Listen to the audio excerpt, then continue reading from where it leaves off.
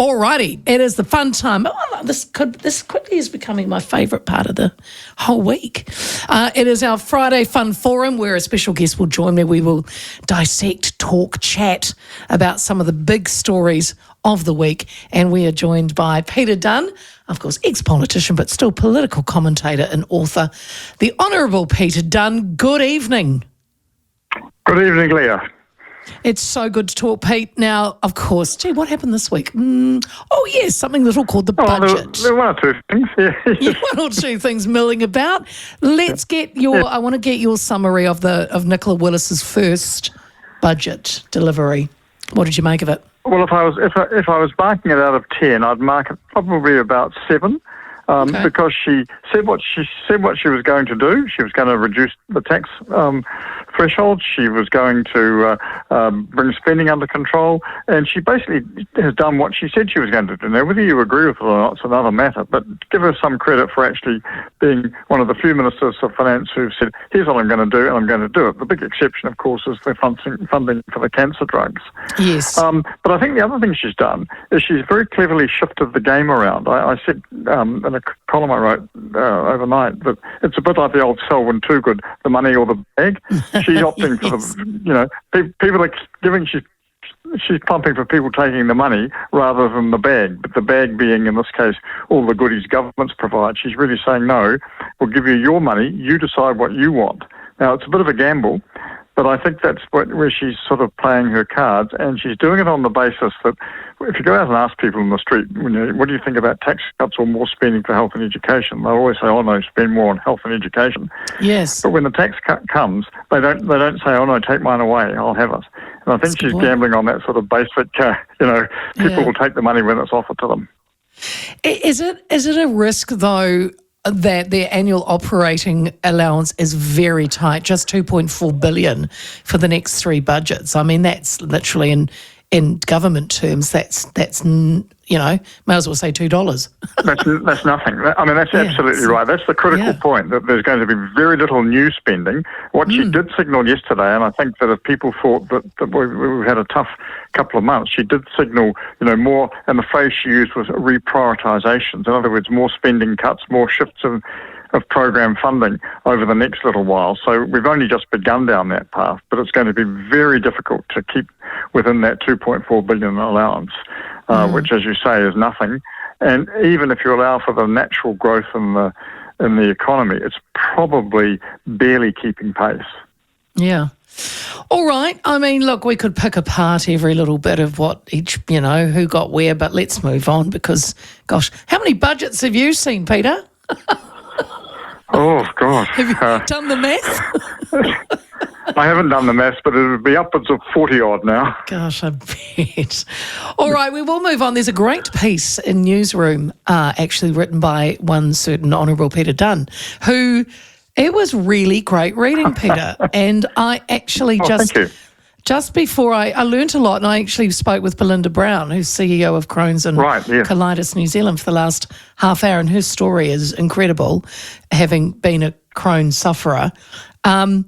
So give us the gist of what I mean, when I read it, I was like, okay, what's Peter talking about here? And you started off talking about the fair access to toilets bill. You talked about Winston Peters. Yeah. And then you segued into this. What actually prompted you to talk about this?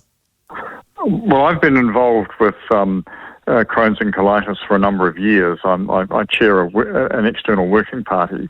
And I guess, like everyone, I came to this with very little knowledge, very little experience. There's about 20,000 people in New Zealand who suffer from various bowel disorders, Crohn's and colitis being the major two at the moment. That figure's predicted to double over the next 3 years. And they're mainly they're very young. It's a lifelong condition, but it's mainly strikes during teenage and early 20s years, and then sort of seems to go into remission until old age. Now, if you think about just the implications of this, people desperately needing to go to the toilet in very awkward and sudden circumstances. Just imagine the self-esteem issues for young people having to cope with, growing up, maturing, relationships, everything else in this as well. And so my point was that the fair access to toilets bill that New Zealand First is promoting is really about stopping transgender people using toilets marked for other genders. Yes. But actually, the bigger issue is, I think, people like Crohn's and colitis sufferers, pregnant women, other people with bowel or urinary infections that require urgent access to toilets. And I was drawing on, as an American example, a young woman there, Allie McBain, who was a Crohn's sufferer. This was probably in the early 2000s. 2000s, yeah. Launched a campaign to require businesses to give Crohn's and colitis patients who had a special card access to toilets in their premises when needed, because of the lack of public toilets, etc. And that she succeeded. What's now known in the States as Allie's Law, which requires this, is in place in about 20 states. And there was a young girl in New Zealand, Nicole Thornton, a few years ago, who tried the same thing, didn't quite get to the same level of success with Parliament. But I think the issue is really important, and I was trying to draw attention to that and say that really what fair access to toilets is about is not so much about transgender people, but about people with genuine health conditions that need access to a toilet in a hurry and ensuring that they can get it. It was really interesting. I spoke with Belinda for a good 20 minutes and I found it, she's so honest and talked about how she in the past she's had accidents herself because she couldn't access the toilet. And she even said, I still find it hard to talk about it, but I think it's really important that people understand, because it's people are ignorant about it and we lack understanding. And she goes, I get it. People don't want to talk about that end of your body. Yeah. But I there's no so cure. much. There are certain drugs Peter. available, but there's no cure. We've got about I think there are somewhere in the order of about 20 trained nurses across the country. We probably need a few more, not a large number more, but a number in each health area. We've got specialist gastroenterologists and other health professionals. But it's a really challenging problem for those who are affected. And they live ostensibly normal lives, but for this issue. And I just think they deserve a fairer deal than they get, frankly. Well, I'm glad I read it, and I'm glad I had a chat and met Belinda, because it was and I hope for people listening. Well, she's outstanding. Yeah, she is. I mean, her one of her first siblings texted and said that she's a rock star, and that she's had to go through on her journey. I'm very proud of her. So that was beautiful. Yeah, All right, we're in the Friday Fun Forum. Peter Dunne is my guest. We are discussing the big issues of the week. Another, and it fell on the budget day, Peter, was Te Pāti Māori calling for all Māori to go on strike. This was against the coalition government policies.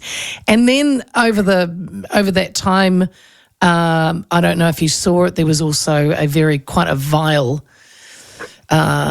recording released by Kiri Tamihere-Waititi, wife of Rawiri, busy saying that, talking about overthrowing the government, she said. And, I think a lot of people are feeling, and I had quite a good conversation, and sure, they had a turnout. They reckon they had 100,000. Nobody, I don't know if that was that many that turned out. But the feeling is that, and then Rawiri, was asked about, the budget before it came out, and he was saying it's who cares, it's going to be it's a Pākehā government for Pākehās. And these inflammatory words, Peter, they are getting more radical, and people are texting in and they were calling me saying that they feel now really uneasy. You've been in Parliament, you've been around. How do you stop that kind of rhetoric? Look, I think it is a very unusual situation we're getting into, and I agree with the unease term.